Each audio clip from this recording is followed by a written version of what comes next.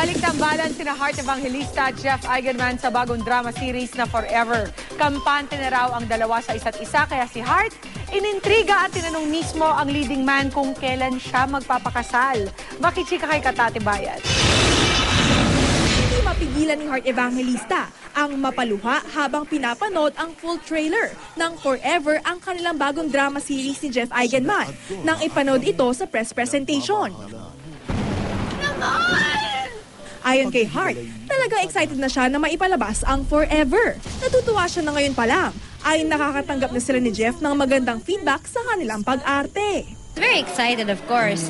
But I didn't really expect it to be like this. Pati yung reaction today nung nakita nila yung video. At hindi ko rin na-expect na gano'ng kaganda. When it comes to our characters that we portray, we've always given 100% to it. And whatever the script calls for. Si Heart ang gumaganap sa papel na Adora, samantalang si Jeff ay may dual character bilang Ramon at Patrick. Pilit ipaglalayo ang dalawa kaya masusubok ang kanilang pag-ibig.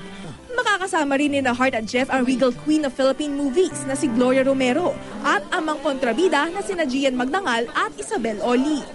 Pagbabalik-tambalin ni Heart at Jeff ang Forever. Trust sa isa't isa at being open daw ang susi ng pagiging matagumpay ng kanilang love team. Kaya very open ang dalawa na pareho raw silang masasaya sa kanilang love life. Lalo na si Jeff na halos 2 taon at kalahati na raw sila ni kapuso actress Carla Abellana. Kaya hindi na nagpatumpik-tumpik pa at mismong si Heart na ang nagtanong. So okay lang kayo magpapakasal ni Carla? May plans ba? No.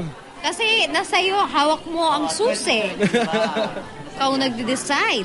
Well, kakaumpisa pa lang ng taon, so I don't want to say anything. Everything's been going right. We're both happy.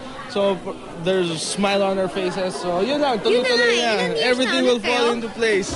Ang nakakantig na storya ng Forever, mapapanood na sa January 21. Katati Bayan updated sa showbiz happenings.